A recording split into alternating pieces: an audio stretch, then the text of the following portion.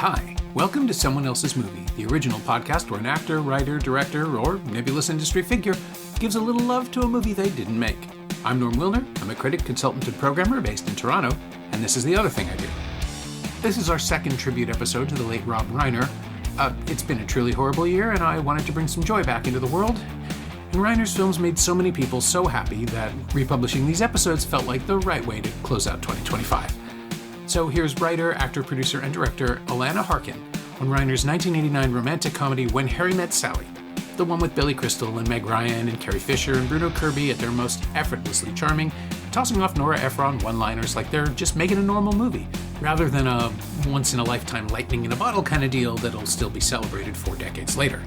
I'll also just note that Allana recorded this episode in 2017 on a break from production on Full Frontal with Samantha Bee, on what turned out to be the rainiest afternoon Toronto had experienced in years.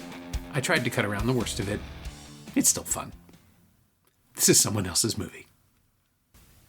I have loved this film for many, many years. I mean, I remember when it came out in the theater, and it hit me in so many different ways.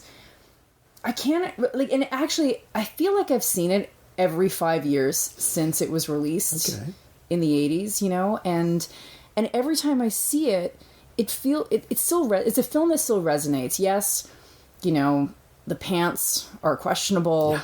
The waistlines are quite high. Tweed jackets on everybody. Though a lot of that fashion is back in now. That's true. Actually, that's true. But it's one of those movies that is so character-based and is relationship-based, and it's just like, the subject matter is so simple, yet it's so complicated, and I've always loved it. I mean, I've always been drawn to comedies, and I'm a huge fan of Nora Ephron, always have been. And I met her a few years ago, and you were saying. It's just one of those films I just can't get enough of. And now that I live in New York, it just resonates even more for me. Are you doing the tour? Are you going to find places? Because almost none of it. I just watched it again 3 months ago, I guess. In the depths of winter, we had some friends over, and they just wanted to watch something warm. Yes. And that warms your heart. So much of it is, though, like it's almost a historical document. Almost 30 years later, most of those locations are gone. Well, except for Central Park, sure. And that's the one that I love. Listen, everyone who lives in New York and Nora Ephron was a New Yorker at heart and is in love with Central Park, and you can see in the film how much she loves New York and loves Central Park. So it's a romantic film. It's exactly what you said, that, if I'm having a crappy day and I just want to, curl up in a blanket, I want to watch When Harry Met Sally. It's therapy. Yeah. It's absolutely therapy. It's restorative that way. It's the sense that I'm kind of amazed at the way that it's changed over the years. Film is set in stone. The movie is always going to be exactly the same. And usually I'll watch a movie years later and find something different about it or find something new about it. What surprises me is now when I watch it, it is a better Woody Allen movie than most Woody Allen movies. And at the time it was sort of not for that it was just a derivative. It was Rob Reiner's Woody Allen movie. Right. And somehow it's outlasted so many others. And it's also weird because Billy Crystal's star has dimmed so considerably. Like, there was this tiny window where he was a convincing romantic comedy lead. It was basically this and maybe City Slickers, but not really, because that was about him leaving a relationship to go out with the guys. There was this tiny little window where he could get away with stuff like this. By the time Forget Paris came along, which is 5 years after this, a film I also really love, but people were already kind of soured on him being a romantic lead. Comic was fine, but you could see him struggling in a weird way with the Deborah Winger scenes with the right. bigger... Well, his chemistry with Meg Ryan is just magical. Yeah. And I got to tell you, and maybe this is the loyal Canadian in me, he won me over in 1989, and I've loved him ever since. I really do. Whenever he hosted the Oscars, you don't get romantic leads like that anymore. And what really struck me about this film is that Meg Ryan, it's not that she was sort of, supporting all of his jokes. She's hysterical in it. Oh, no, she's great. If you look at the credits, it's basically fourth credit down is Joe, who had one line. It is really a two-hander, with, of course, the amazing support of Carrie Fisher and Bruno Kirby. But it's like it's really an actor's dream to be in a film like that. To just have, because all the dialogue is character dialogue. And that's the thing that Ephron could do that I don't know if that anyone else can do it quite the same way. Certainly no one else is doing it now.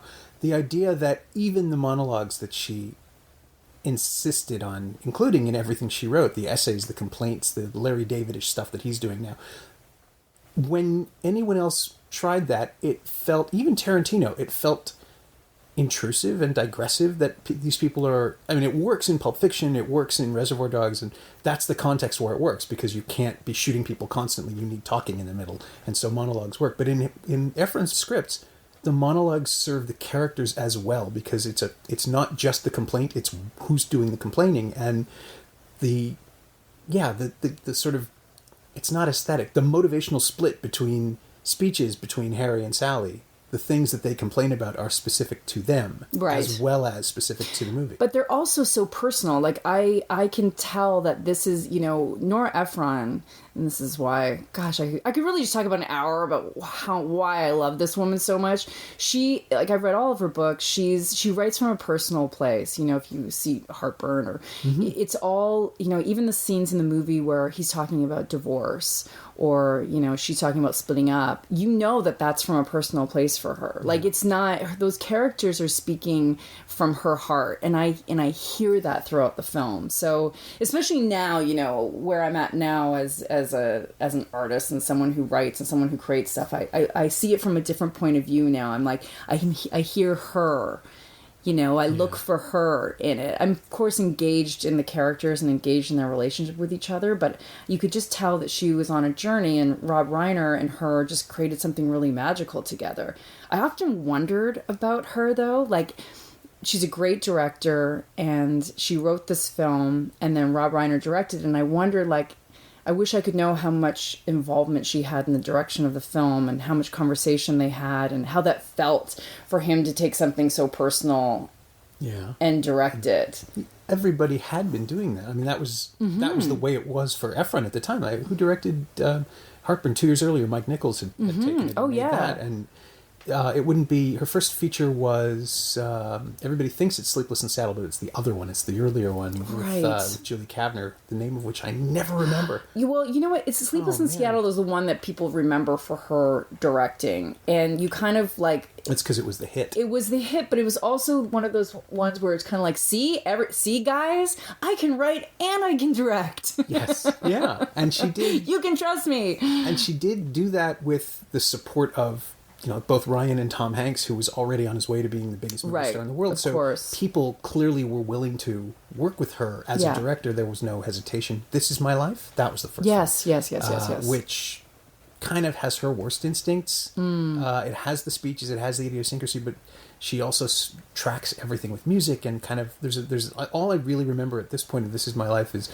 the climax where there's this blaring Carly Simon song that kind of yells over the important reunion dialogue between a mother and a daughter, but it's because Working Girl had just come out a couple of years before, and if you had a Carly Simon song, you used it. Right. So she stopped playing it safe when she made Sleepless in Seattle and let it be this really odd, funny comedy about a woman who is deeply unhappy, stalking a man who is deeply unhappy, and it goes deeper and darker than When Harry Met Sally, but I still come back to When Harry Met Sally because its concept is so perfect. The decade-spanning era kind of ignoring. I mean, you just get these little flashes. Like, Harry's a consultant and he doesn't like the people he's working with, so we assume it's the Reagan years, but it doesn't really matter. I mean, the years are it specifies when things are happening, and we still don't care. Because it's really just about the conversation and how timeless that is. People will always be upset about politics. People will always be angry about restaurants. It doesn't really matter which decade. Oh, it's an absolutely timeless movie. Yeah. I never watched that movie where I have not laughed out loud. Like, my husband laughs at me. He's like, I can't believe you're still laughing out loud at Baby Fish Mouth.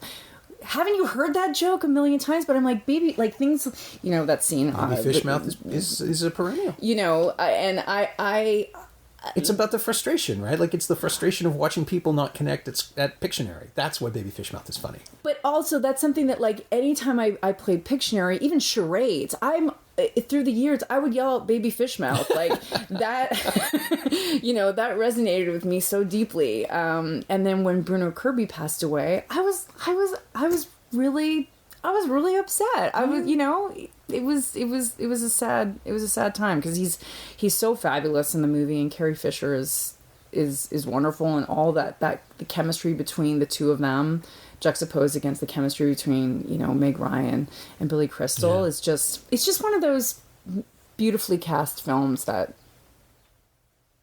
I really adore. Like, how many times have I taken notes on films before? I think it's great. I love it when people show up prepared. I think it's just wonderful. Yeah, I know. And it deserves it. It's the kind of movie that I am constantly dismissing because it's a romantic comedy, and those are formulaic, and those are people do. Generic. Oh, goodness. But the reason that the genre is so formulaic is because everyone is emulating the good ones. Right. Because people think it'll be easy. I'll just make it like When Harry Met Sally, which means When Harry Met Sally is actually pretty good and worthy of exploration. It's absolutely worthy. I mean, I'm sure people come in here and they, you interview them, and they come in with, like, just incredible films that, 5 people have heard of, and blah, blah, blah, blah, blah. But I'm like, you know what? I love this movie. I think it actually affected me as a young person in terms of, like, you know what? You should be friends with somebody before you get into a relationship. I'm not even kidding you. I feel like all of my relationships starting from high school were, I've got to be friends with them for a really, really long time. And I think I'm going to give Nora Ephron credit for that. I don't think there's anything wrong with that. You can sort of see how the movie feels about casual relationships through Harry and his kind of alienation and 20s liberal arts student dissatisfaction, which is just so magnificently sketched by the already 35-year-old Billy Crystal. But he sells it. He sells that fake world weariness, that affected thing that you do when you don't have an identity and you're trying to figure it out. Oh, yeah. I mean, there's things, too, that now I look back on and I think, oh, gosh, that, that's, no one would say that now. But, maybe people think it of when Carrie Fisher and Meg Ryan are in the restaurant together. I think they're in Central Park, actually, because, like, I'm like, where are they? They're on the water. It's that boathouse place. It's the boathouse in Central Park. See, Nora Ephron loves Central Park. She does. It's like, really, if you want to go to New York, just watch When Harry Met Sally. And she says, you don't want to be that person who, finds out I'm paraphrasing, your husband is married to somebody else. Right. And it's really just about, getting the guy. But, like, even if, nowadays as feminists, as women, we don't want to admit to, like, I've got to be in a partnership to, people still want to love, and people want to find that partner, and they have that drive, So although it's, there's imperfections, of course, throughout, and there's some cliches, and there's one scene that I'm just like, oh, this is a really imperfect scene. I think it was when they're driving from Chicago to New York, and they stop at the diner. And that's right. She says, I've had great sex before. And all of a sudden, like, the whole restaurant goes silent. There's no more music. And I'm like, oh, that's such a false moment. Yeah, it's shticky. It's so shticky. It's shticky in that weird 80s kind of way, right? Where you'd have a record scratch, ironically, now if you did that. But, even the jukebox would stop playing. But it does set up the later deli scene in that Sally will not care if she gets attention, which is really interesting. Like, as a character quirk, it's sort of layering. It works to set that thing up, I've seen it theatrically 3 times, I think, over the years. We tried to screen it at Harbourfront, but we couldn't because of the language. But I saw it at another outdoor festival. I've been programming Harbourfront for a few years, and we couldn't get it because it's got, like, basically 14A course language is death, because we have to be able to accommodate children walking by. And all the parents. F-bombs are from Meg Ryan's character. I think Crystal has one. Just Does one, he? like but she's got most of them, which is really kind of funny, because it seems like she wouldn't be the character who drops the F-bombs, but she is. And he says he has that incredibly archaic, I went to bed with her dialogue, which makes me think, you're trying to do Woody Allen in that moment, because, in Woody Allen's universe, even now, 25-year-olds use the phrase make love. Yeah. Because you just, you stopped. Go to bed with her. Yeah. You went to bed with her, and then they repeat it to each other. Yeah. Like, nobody says that. But what I think works about it in the movie is that Ryan has just enough self-possession that she's throwing it back at him. Like she's not entertaining the phrase. She's making fun of him for saying it. And then he picks it up without thinking about it, unconsciously just saying, I went to bed with her. But it works because it shows you who these people are. Like, it's all about revealing character. For sure. And that scene that you were talking about, like the callback scene when they're at the diner and she has the, world famous fake orgasm. That is, I think, I'm guessing here, but I'm pretty close. It's like almost to the minute halfway through the film. I think you're right. It's like boom, right in the center. And it's so, from a structural point of view, at that moment, that's exactly when you need that from Meg Ryan. Because up to that point, you're like, who is this character? Gosh, she's so stuffy. She's so this, she's so that. Like, why are they still hanging out? Like, why is he standing next to a mailbox? Why she looks at every single piece of mail and then makes sure, it go, even though honestly, I am one of those people that put something in the mailbox. I'm like, did it go in? Oh, I do that. It's right back. And then the next scene after that orgasm scene is, it's the holidays, it's Christmas time, and they're getting a Christmas tree together. And it's, and then it's just like this real shift of kind of like, oh, who is this girl? Yeah. I think it's the scene, it's the pivot from caricature to intimacy. Yeah. To like us understanding her as an intimate character. And that lets Ryan sell that big ludicrous crying sequence, which is great, but also it's a comedy scene. It's not a drama scene. Like, the character's breaking down, but it's breaking down funny for us.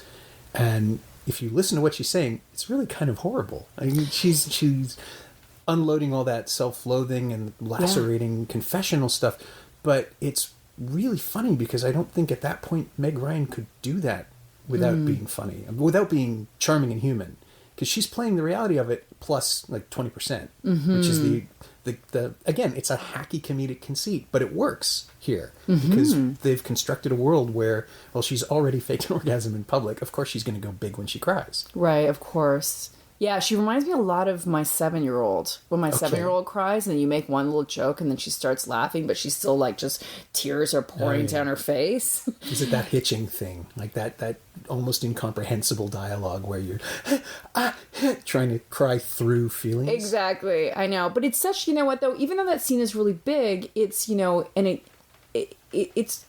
it's great because then all of a sudden, they go to bed together. Yeah. And then he does that thing where he gets up and he leaves in the morning and, you're like, was that a mistake? Was that not? And then they're on a new path with their relationship. And I at every turn, it's just, it's just a really, really smart film. It's just kind of, and I have zero patience. Like, honestly, I get bored really, really quickly if something's not moving fast enough. Okay. But with this film, and maybe it's because it happened in the 90s and 80s and I have such nostalgia for it, but like even the scene with, they're on the phone with each other and she's like, what are you going to do tonight? And, everything, she won't admit to anything being wrong, and he's like, I think I'm just going to moan. I'll just moan. And then, there's like, I don't know how long it is, 35 seconds of him just going, like how that would immediately get cut. In 2017, right? Probably. Like a movie exec would say, we can't have 35 seconds of a character just... Or they'd throw in they'd throw in an insert, or there's be something to break the visual monotony so the audience doesn't start shifting. You're right. Yeah. 35 seconds but she just takes she takes it a little bit far. And like, as a comedian, like, I appreciate that so much. I don't know if those... I don't know if films take that sort of risk anymore. There was a little bit of freedom in the 80s, when ladies could be funny. Sure. And then we lost it in the 90s, and then we're back to it again. Yeah, but only a few. Only a few are allowed to be funny. Only a couple of people. It's kind of weird. Yeah, and Meg Ryan, they love Meg Ryan because her eyeballs were, her eyes were so huge. God, she is so adorable in this film, though. Listen, it's really difficult to not fall in love with her. No, she had that window. Window. The window is the wrong term because I think with Crystal there was a window where he could be marketable as a romantic lead. Ryan was like, I'm just thinking of the films she made back to back. I think it's DOA and Inner Space and one other one, and then this, and they're all just they're 20 degrees removed from a central Meg Ryan-ness, but they're all great variations on it. In DOA, she's sort of the ingenue who gets swept up in this big thing. In Inner Space, she's the girlfriend dressed like Madonna in Desperately Seeking Susan, also of Dennis Quaid, who gets swept up in this big adventure, but she is amazing in that role. The sort of 40s comic damsel thing she's got going on in this gigantic, complicated movie. And then this is just an adult person being a comic dynamo as well. Yeah. And that fact that she is all of these things. She's the dream girl. She's the unapproachable. Like, she plays every romantic comedy stereotype in one role, plus has a through line. And sorry, plus, I hate when I say plus. And has a through line that lets it all happen. She has, and she carries the movie equally to Billy Crystal. Oh yeah, she's probably more important than he is. Yeah, and that's, at that time, like, that's saying a lot. He's so, and he's a very well-known comic. That's what he's done for his entire career, and she holds her own up against him, and I love her. I love her in this film. Yeah, I mean, Harry is our point of view character, weirdly, but he is not the character who does the most changing or growing. It's just that whenever Sally does it, it's between, with the exception of the final scenes, she changes and grows between segments. So Harry's kind of a baseline, and Sally is bigger and smaller and less tolerant and more tolerant, and then she warms to him. But what the movie never states is that, she's doing all the work for both of those characters, because Harry improves for us because we see her warming to him as a person, not just as a friend. It's such a weird, tricky performance for her, because she's got to be every version of this character. And Crystal just kind of has to hold the line so she can... he's the... what's the term? He's the litmus. He's the stuff that you... No, wait, I'm getting this wrong. He's the thing that you dip in the litmus. He changes color based on what she's doing. Absolutely. Does that make sense? Yeah, I know. I see what you're trying to say. Incredibly convoluted. It's really complicated. I'm like, wow, you really go deep with these movies. I have to. This is all I can do. This is your life. I mean, well, we should know, because this is a podcast. I should tell. Have you talked about this place before? That we're in some photos floating around. Yeah, we're in your studio, Norm, which has how many movies are here? Oh, I don't know. I've lost track. Thousands, definitely. I mean, absolutely. I've never been somewhere with more films. Not since the Blockbusters closed down. No. Oh, were you one of those people that went and bought half of them? I had most of this stuff by then. I've been working in-home video journalism since '88. So this is basically what happens. It just keeps coming. And now I just buy stuff. Well, here's the thing. And this is what I do. Like, movies are so emotional. And when you contacted me, you said, is there any film that you want to talk about? Oh, it took you like a minute. It took me like a minute. But remember I said it's either Auntie Mame. That's right. It's either When Harry Met Sally or Star Wars. Because those are the three movies that, like, I have an emotional response to, that kind of like, I'll even tear up still when I watch this movie. And I don't know necessarily if it's because of the narrative of the film, if it's because of the acting, or because it reminds me of something at some point in my life where I learned something. Like, where I either learned, okay, this is a woman who wrote this film, wow. And I distinctly remember that affecting me. Meg Ryan as like a lead character in this, who just like carried the comedy and was so fantastic, about like relationships and about friendships and about, and it's always stuck with me. And I feel like this movie has always kind of chased me a little bit. Like, I had mentioned to you that, this is where I'm going to start name dropping everybody. I've met a couple connections to this film now, where, I met Nora Ephron, where I was like, my whole thing was, I'm like, just don't cry. Just like, let's get a picture together and just, hang tight. Yeah.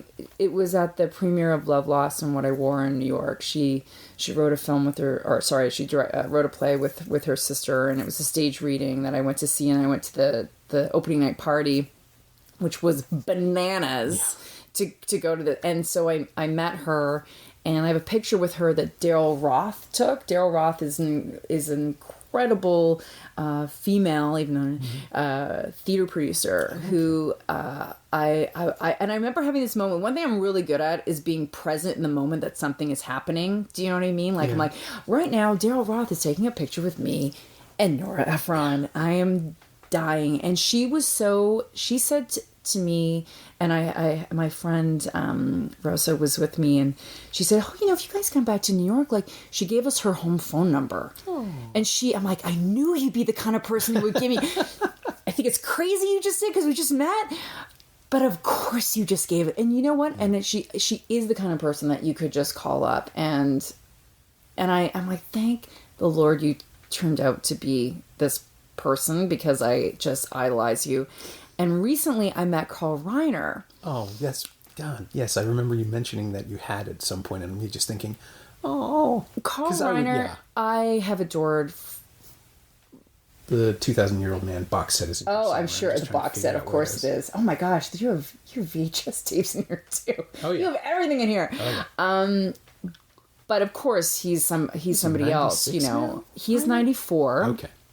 And his wife Estelle is the woman is Rob Reiner's mom, who's in the scene in Katz's Deli. Yeah, I'll have what she's having, and so I was directing him for a piece we were doing for Not the White House Correspondents' Dinner for Full Frontal, and he was basically, I was there to get jokes from him. Like I was shooting, which was George Shapiro is sitting next to me. I'm like, what is happening? But because I'm sitting in front of Carl Reiner, I'm just going to talk to him. I'm going to ask him some questions that, like, we're not going to use using on the show, but where am I going to ever have the opportunity? Yeah. So I said to him, okay, can you give us any advice at Full Frontal, like advice for comics?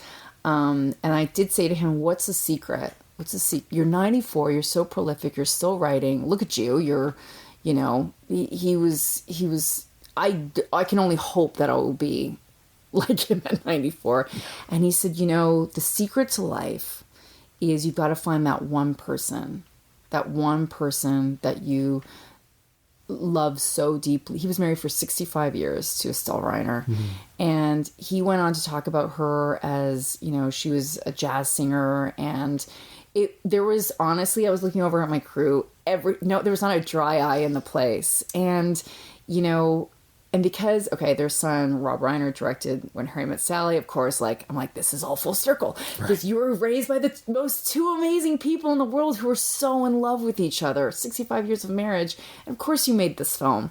You have the best example of... And so, maybe I'm creating my own narrative around this film.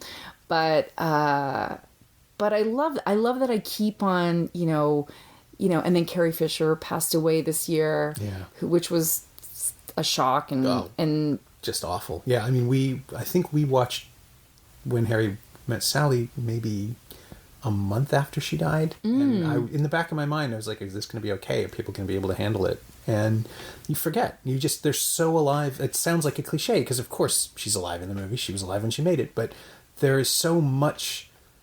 It's like listening to David Bowie's music. It won't let you mourn. There's just so much going on that you can't be sad because it's right there. Mm-hmm. Like the energy is here and the life is there. And she and Kirby, they're both gone now. And it still doesn't matter. You can watch the film and not be sad because they were so good. This is why we love them in the first place. And there's that great moment with the two of them after Harry's trying to set up Sally with Kirby's character, and then they realize that the other two like each other, and they leave the restaurant and they say, hey, I don't know if you're interested in him, like, and she's like, don't hurt Harry's feelings, like, this is all and then they immediately jump in the cab. Like, that to me is just, it's one of those, it's a laugh out loud moment. It's timed so perfectly, it's directed beautifully, and it's those little small moments through this film that I love.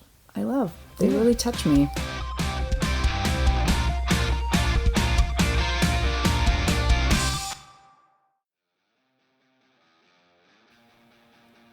Hey, it's Norm, interrupting my own show to bring you up to speed on Shiny Things, my newsletter about physical media, culture, and the odd streaming project. Over the last week, I published my lists of the best discs and movies of the year, so if you're looking for something to watch over the New Year's weekend, it's a pretty good place to start. Sign up for a 14-day free trial at shiny-things.ghost.io or find a link at the Semcast Blue Sky account. Do you like reading about movies? I like writing about them. Come check it out.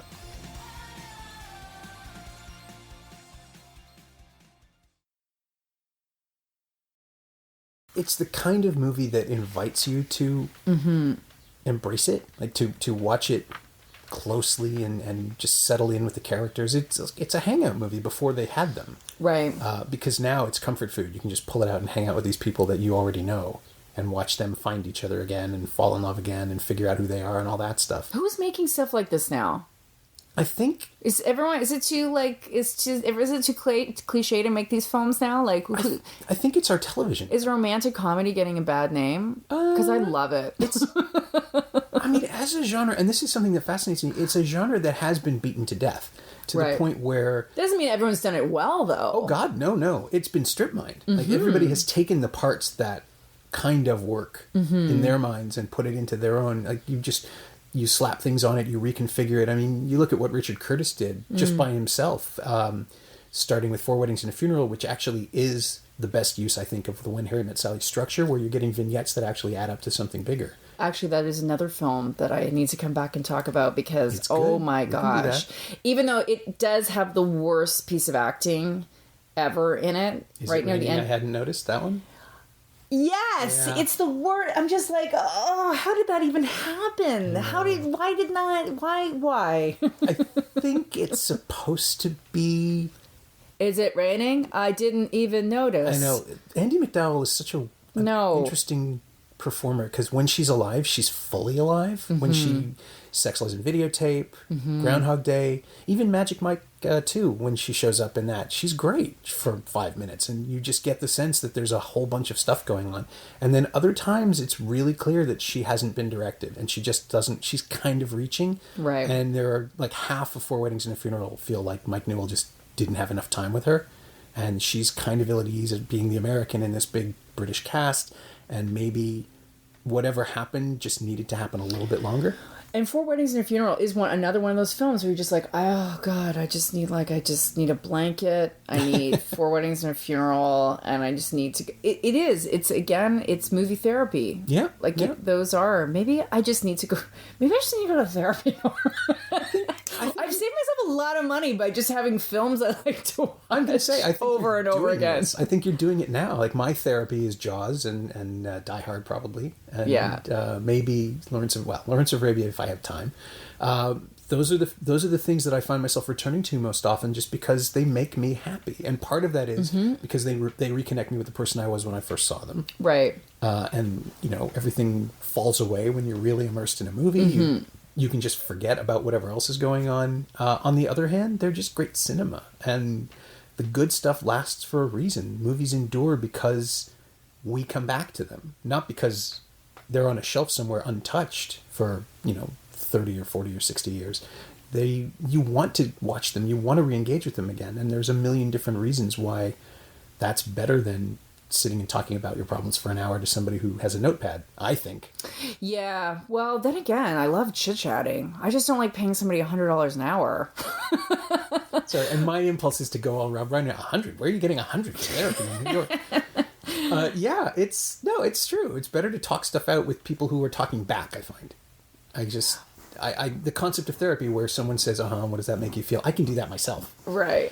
What do I need? Hey, no, I'm not knocking therapy though. I am. What all you people out there, it's we all need therapy now that a certain someone is president of the United States. I've been trying to figure out how to get the phrase "president company" accepted into conversation, where you can just sort of cut through that as a shorthand and just whatever. We know everything sucks. Right. Let's just have dinner. Yeah, but you know what? This is a time that, although my work right now on Full Frontal is just so intense that, I do look for these moments of, when I watch something like When Harry Met Sally or Grace and Frankie or Frankie and Grace and Grace and Frankie. Yeah, with Lily Tomlin and Jane Fonda. It's so simple. It's really, I know it's the buddy film, but the buddy television show, but it's a romantic comedy between two women. And, that's the thing with Bridesmaids too. And I always gravitate towards those sorts of films, So is it about escapism or is it about empowering escapism? Where the type of escapism for you is also something you need? The subject matter or the execution is something that you are also responding to? It's just something I like to to identify. Like I have I have amazing girlfriends, and my relationships are really, really deep with all of my friends that I have. And I like watching films that have those really true moments in it, But like when I saw Star Wars for the first time, I was really emotionally overwhelmed by Star Wars, and that is a film that I could, I can watch over and over and over again. I can only watch 4, 5, and 6, but I can't watch it. But but I do every time I watch it. I'm just like, my husband's always laughing at me. He's like, "You're the only person I know who cries watching these films." I'm like, I love Obi-Wan. You're supposed to be it's involved. just I mean, it's and. Yeah, I mean, there's just a way, these sort of relationships and these sort of, that you can identify in your own life. And and I guess it is an escape. Yeah. I'm all good with that, especially now. Well, I'm kind of amazed at how everybody is so excited about a Handmaid's Tale television show right at a point where we're kind of already soaking in it. I don't know that... Well, what's crazy about that is that I just can't... I'm not sure what newspaper, wherever this is from, but they're using the phrase like it's timely. Right. Like that's not something to be proud of. Yeah. This is terrifying that this is timely, we should all be quite fearful that we're calling this. God, there's no better time for The Handmaid's Tale than now, because we might be living it. Yeah, I mean, you could say that in a cautionary way, or you could say that on the Republican side, like there's no better time for The Handmaid's Tale. Yeah, it's ladies look great in bonnets. What's your problem? Get a bonnet. You look great in red. I found the book. Wear red more. I found the book when we were unpacking, and it's just like, oh yeah, this is 30 years old, and it's like still pretty fresh. I haven't watched the new show yet because I haven't either. I'm clenched. I don't I haven't. You know what? Isn't that funny? I have not either because I can't, I'm just, I feel like my work hours are just entrenched in this. Yeah. I'm like, I'm going to go home at night and just be more fearful of the future. But I do really want to see it. I love Margaret Atwood and, fellow Canadian. I got to support. Sure. Shot here in Toronto. There's so many Toronto actors though that are in The Handmaid's Tale. Yeah, I want to tune into it because honestly, I know through people are constantly posting, "Hey, I'm in this episode coming up," and I want to see it just so I want to see all my fellow Toronto actors. Yeah, Christian Bruno has a voice role apparently. He plays a doctor who you don't see. Oh, in the 3rd episode, I think he just tweeted about it. And I'm like, oh, I didn't know he was in that. Cool, I will watch that. Yeah, he's great. Yeah, and I mean, I like Elizabeth Moss, and I the whole package is maybe Joseph Fiennes, but the whole package is interesting to me, and I would like to watch it, but I just, we just saw the healthcare bill pass yesterday. We know where we're going. Or not pass, but it passed the House. It makes you want to wrap yourself in a blanket and watch 4 Weddings and a Funeral. Yeah. Or When Harry Met Sally, which even though it's set during the Reagan years, America was sane then. And it's a film made in the shadow of the Cold War with none of that. I guess it's on the outswing. It's sort of the worst was already over. The glasnost had started when they made the movie. But this is what I meant earlier about how it takes no political temperature. There's really no sense of it. And not that at all. Also serves the feeling of a relationship where the world kind of falls away because you're just in this thing. You're in this little bubble. I am distracted by everyone's apartment, though. I'm like... Oh, that scene where they roll the carpet out. Yeah, I'm like, first of all, that is the biggest New York apartment. I mean, if you could get that kind of apartment in 1989, I want to, my gosh. I'm just assuming they're all warehouse sets. Everyone lives like that in New York, in that gigantic, or Bruno Kirby's... The brownstone. The brownstone, like the most beautiful brownstone that you've ever seen. That's just massive. But it's sort of like, the Nancy Meyers kitchens, right? Like, you've got to have the beautiful setting, you're not going to have the crappy apartment. Yeah, it's an escapist fantasy of an escapist fantasy. Right. Or the rent-controlled apartment and Friends, all of it. Like, if you analyze this for 5 minutes, there's no way that this... Meg Ryan does have a realistic New York apartment, though. Is that the one with the beams? Does she have columns or exposed? Somebody has. Last time I saw it, I just recognized, yep, that's a tiny New York kitchen that a family of 6 would be using. Yeah. We had a place, when Kate was there for her contract in 2007, we had a place on West 73rd, a little tiny brownstone walk-up thing.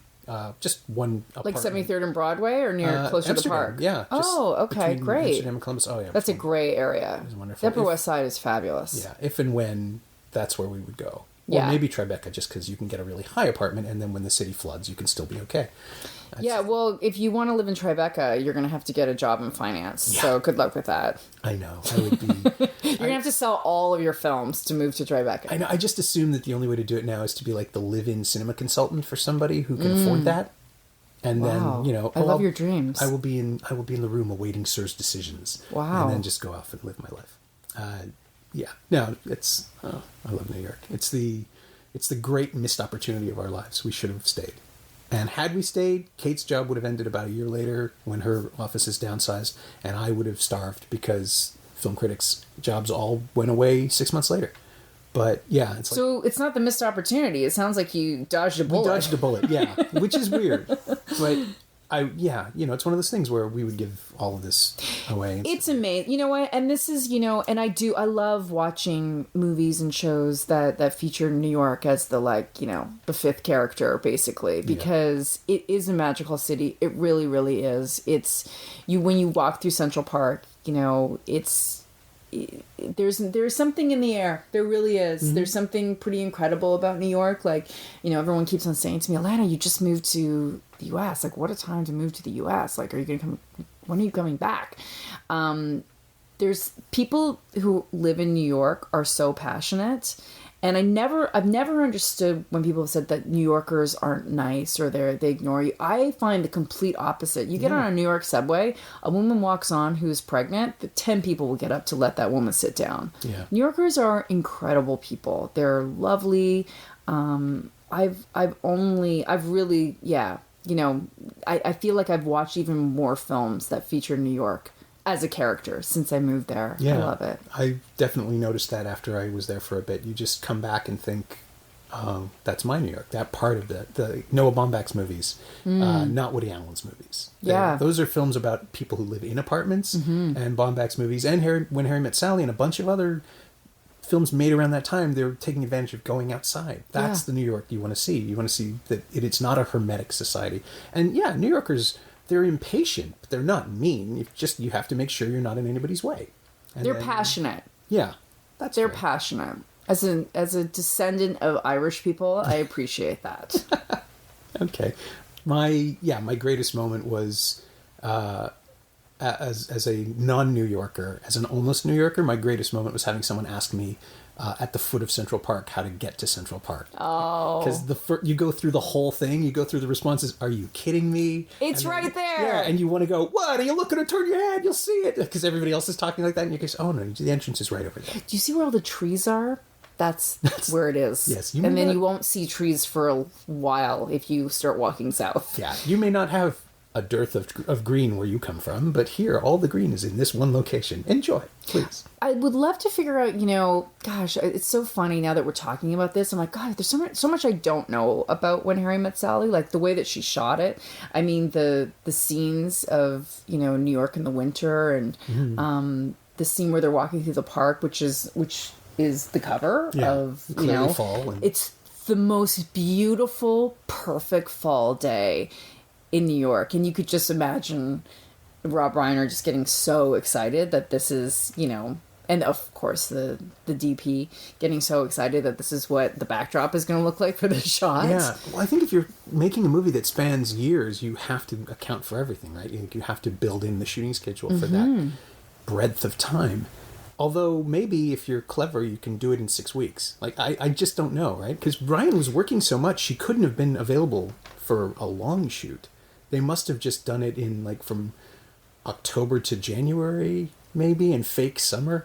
I guess. Because you could fake it. You could get most of it, right? Oh, well, this is what we do. We fake it in the film and television industry, sadly. Yeah, nothing is real. Well, and when you were saying, all the ideas that New York gets a bad rap, I was thinking, well, that's probably because most people experience the media version of New York, which was made in Hollywood. Mm-hmm. So they wouldn't even, even Friends was shot in L.A. You wouldn't even understand what the real city is like unless you're there all the time. And then you've got shows that do shoot in New York, like Law and Order, which just tell you that everything is murder all the time anyway. Right.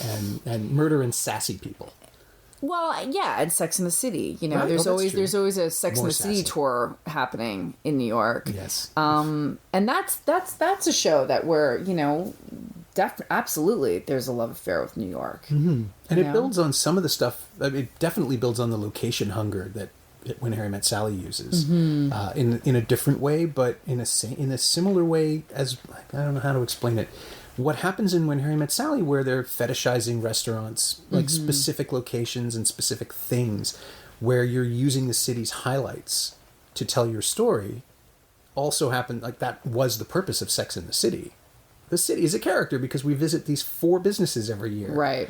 And it felt, you know, towards the end, and I guess that's the advantage of When Harry Met Sally being 90-odd minutes long and Sex and the City running for a decade. You get tired of, you fall into formula and you start relying on things, and this is the cupcake store that we're going to boost this year. Right. When Harry Met Sally is not really concerned with people go to Katz's Deli. That was a happy accident that people still talk about. Oh, yeah.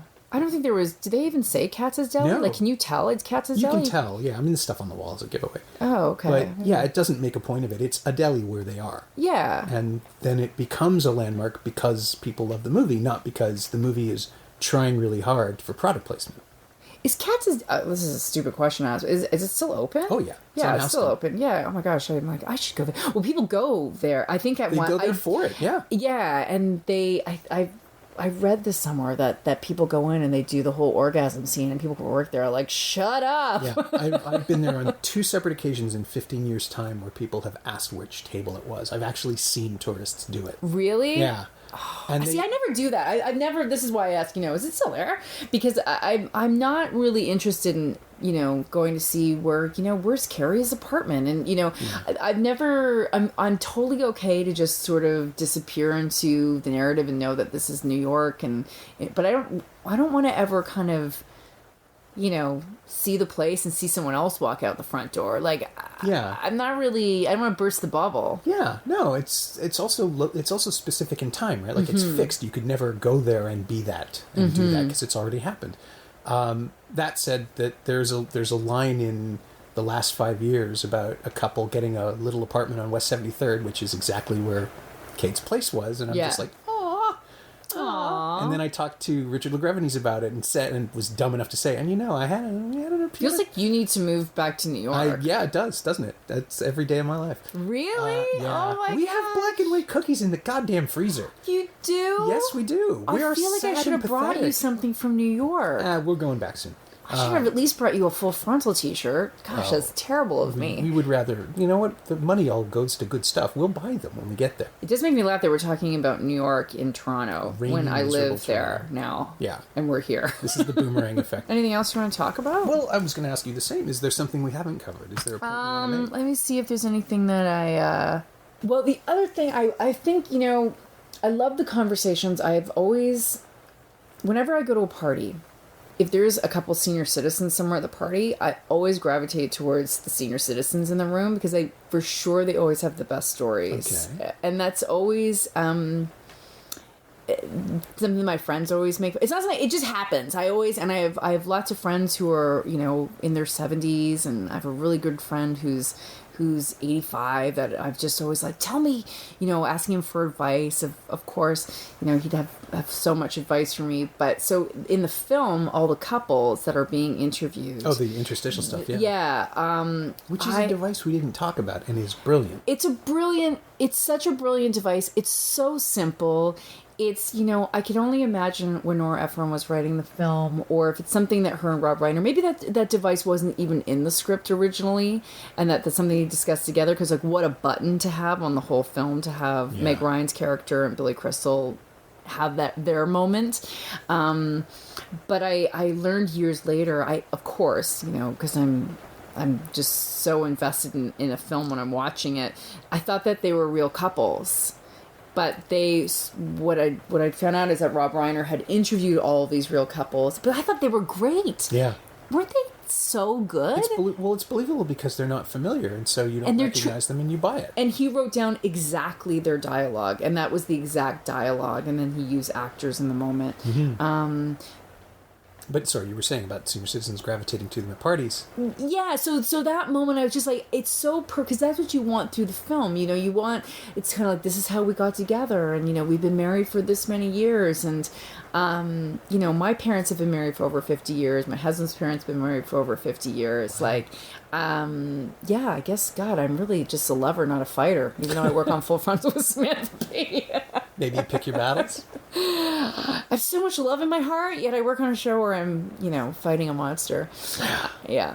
So, no, I love that device to the film. I think it's a really smart move, and it's a beautiful little thing that's just kind of dropped in throughout the film, and the way it's all timed and rhythmically, it just works really well. Yeah. And it pays off, because even though you've been watching these segments, you don't expect to see Harry and Sally at the end. I mean, I certainly didn't. I remember there were a couple of gasps at my screening when I saw it with an audience the first time, because, oh, like that. Like, it bounced in the room. You could feel people responding to it. And now, even now, when it comes up, you still forget the payoff, because you're not invested in that. You're invested in watching it happen, instead of a calm, wistful reflection. Totally. And you know what I would say to people right now is sort of like, if your heart is just heavy from what's happening in the world, just get a blanket, curl up, and watch When Harry Met Sally. And at least for that brief moment in time, it's a really great romantic comedy. And of course, as we talked about, not all of them are. Your heart will just be healed for like just a certain amount of time. Yeah, it's a good place to hide for 95 minutes. It's a great place to hide for 95 minutes. And then you can get back to the real world and look at your Twitter and find out, you know, the new thing that he's... Oh, gosh. We've been away from our phones for an hour and a quarter, and I'm worried now. Well, that's the thing that Sam and I are always talking about. You're like, you know, if we go into a meeting, or, you know, if I turn off my phone, and, you know, or if it's the evening and I'm fully engaging with my children and not on the phone, and I turn back and I'm like, I cannot believe what happens when you put down your phone nowadays. Yeah. It's like the world is having seizures. And this is another thing. When Harry Met Sally, there was no cell phones. No, there's nothing. Yeah. They're journalists who write on this is when you can engage with each other, because you weren't checking your phone. There we go. Yeah. There we go. It's a good way to live. Still, even now. Better. I can't live that way, can you? I get itchy. I do. I'm used to it, and I like connection, but it also, we're experiencing the downside of that like we've never experienced it before. Like, not only is a television star president largely because of the speed with which a lie can travel. You know, the old say, right? A lie can get halfway around the world before the truth can put its pants on, which is magnificently Yiddish in that perfect way. But you're watching the proliferation of that now. I don't have to tell you that's how it works. Like, you cannot combat, even if, you know, people think that Obamacare has already been repealed, even though it's just right now, it's a bill that's been passed in the House. It's probably going to die in the Senate. They've already announced that they're... so. Me too. But they've already announced that they're changing the bill. Like, it won't be the same bill that goes through the Senate, which means that next year, when the Republicans are running against people who think they've taken away their health care, they can say, oh, no, well, we tried our best, but we didn't succeed because of those rotten Democrats who... Like, it's all lies. It's all lies. But we're steeped in it, and there's no escaping it. So... it's exhausting to look at your phone, even though I open Instagram to look at dog pictures, because that's all I use Instagram for. That's my escape. I've sectioned off my social media presence. But we're living in a world where nothing matters, right? Because it won't last for 8 hours. There'll be another thing. There'll be another exhausting scandal or an angry tweet or a fire festival or something to distract. It's a constant spinning distraction. It's like holding on to a top that won't stop. That's why you have to fall in love, Norm. I did that. Gotta fall in love. Well, you know, you are in love. Okay. And that's the thing. We're good. Yeah. No, I mean, like, that's a general. You general out there, everyone's listening. You take that advice from Carl Reiner, you find that one person, you know, who you can be with for 65 years, who after, no matter what happens during the day, I get to go home to, like, you know, the love of my life. Nice. So maybe romantic comedy isn't that bad. No. It's the individual ones that are... There are great ones. That's what do you hate? What romantic? Well, okay. How about this? I'll ask you an opposite question. What would be one of your favorites? Favorite romantic comedies? Yeah.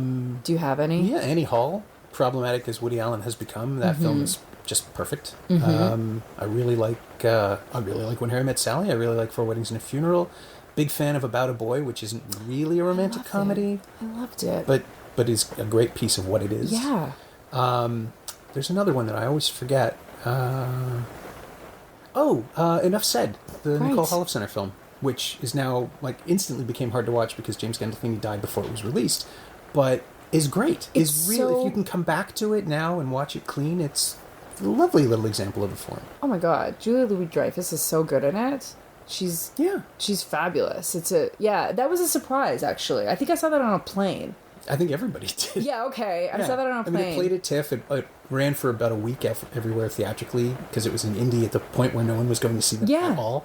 And it's got this second life as a movie that people are discovering now and really love. And I like seeing characters in that light. You know what I mean? Like, I like seeing them do different things and sort of I feel like this is a good time of life to sort of start writing down 10 films you want to watch. Yeah. Especially making a list of your therapy movies. Well, your therapy movie, and it's pouring rain outside. It's like a perfect time to watch a movie. Yeah, I hope people can't hear it. Well, the last question on the podcast is also always the same, so we'll get to that, which is, and this is one I've been interested in the answer to more than most. What, if anything, of When Harry Met Sally have you referenced or borrowed or stolen, or what has any of it found its way into your creative DNA? 100%. Okay. Oh my gosh. Well, as I told you, I've honestly said the phrase baby fish mouth at least 300 times. No doubt. Like, I've absolutely. So you've actively appropriated that for your own Oh, dictionary. for sure. As a person, no, but I wrote a romantic comedy. I wrote like a play called Real Estate, which is very much, it's about two characters. Like, I actually, to be honest with you, have not even thought about that there could be a DNA connection with When Harry Met Sally, but it is two people who, it's not something, it's not really until the end of the play where they're like, oh, should we go on a date? You know what I mean? Yeah. I think that, people say, romantic comedy, it's not going to cure brain cancer. Well, no film is going to cure brain cancer, frankly, but... I mean, it'd be great if it could. Yeah, I love, absolutely the sort of slice of life relationships, whether it's with two women, a man and a woman, whatever. I feel like they're really important. I feel like I feel like we grow as people. I think absolutely this film, because of Nora Ephron, because of the relationship of Meg Ryan and Billy Crystal, because of, Meg Ryan's how strong she is in this role. I feel like all of that had a major effect on me and what I like and what I write. And I don't know if it really it didn't start me off on becoming a comedian, but like definitely the 80s of all the comic films that I just completely absorbed myself in really changed who I am, for sure. Okay. Yeah. That's great. And do you feel that you have transcended your Salliness or incorporated it? Like, if that's a character or a personality type that you've sort of imprinted on or related to, if it shaped you, where are you now in her arc? Oh, well, I don't think it's necessarily her, but more the two of them together. Mm-hmm. I'm not sure if the character specifically had an effect. More the person who had the most effect on me, hands down, was Nora Ephron. Like, no doubt. Like, I do distinctly remember finding out who wrote the movie and finding out it was her. And even at the time, it didn't strike me that she was a woman, because I wasn't raised to believe that would be like the craziest thing in the world. Okay. It wasn't until later on that I went, hold on one second, and especially now as somebody who writes and creates and, who directs, I see what she must have gone through to get this made. Or maybe she didn't. Maybe it was a time of life where it was, she found a great partnership in Rob Reiner, and she was pretty in demand throughout the 80s as a screenwriter. I mean, she wrote Silkwood, which everybody forgets. Oh my gosh, I love Silkwood. This great, weird character piece that's also an awful, painful thriller. Yeah. So, I think that, like, it just always reminds, at this stage of my life, I guess I was never somebody who was like, ashamed to admit what I liked. But some people have told me, oh, I hate When Harry Met Sally. I'm like, do you? Really? Do you really? How can you hate When Harry Met Sally? You're just saying that because it's a romantic comedy. I think it's a perfect romantic comedy. I think it's like, if you're somebody who wants to write a romantic comedy, I think it's a great example of like something that works and chemistry between people that works. And I got to tell you, I would watch it in a heartbeat again, and I think I just saw it like 2 weeks ago. So that says a lot. I'm probably going to revisit it real soon. Yeah. I just saw it in January, but yeah, I could easily. See? Well, it's comforting. And yeah, you're right. It's only been, 4 months, and I could use more comforting. And it's almost, I didn't even think about the fact that it's like 30 years ago. Yeah. 30 years ago. Yeah. It's, if you stop to think, I mean, as somebody who came up in the 80s, if you stop to think about everything that's having a 30th anniversary in the next couple of years, you'll lose your mind. It's like RoboCop and Dirty Dancing. Dirty Dancing was last year, I think? No, this year. Is that 30 years? I don't know. It's all that. Wow. Yeah, we're all very old. Gosh. Well, I was 2 when I saw When Harry Met Sally. Okay. So and it really affected me deeply. Clearly. It got into my DNA. My thanks, once again, to Allana Harkin. That was fun. And, take a look for every other movie Rob Reiner ever made. There's plenty of good stuff in there. Watch The Sure Thing. Nobody talks about that. You can find Allana on Instagram at Allana Harkin, all one word, and you can find When Harry Met Sally on Blu-ray in a special edition from Shout Studios. It's also streaming on Starz and Philo in the US, whatever that is, and available to rent or buy on various VOD services across North America. You can find me on Blue Sky at Norm Wilner, and you can find this podcast there at Semcast, S-E-M-Cast, and on the web at someoneelsesmovie.com. The first year of the show is still available for just $20 at payhip.com/Semcast. That's the first 52 episodes of Someone Else's Movie, 41 of which aren't currently available anywhere else. And check out my newsletter, Shiny Things, at shiny-things.ghost.io. I think you'll enjoy it. Our theme song is by The Last Year. If you like it, or the show in general, please say so. Leave a review wherever you've been listening. Every little bit helps. It truly does. And check out the other shows on the Frequency Podcast Network while you're doing that. Stay safe, watch movies, get all the boosters. Happy New Year. I'll see you in 2026.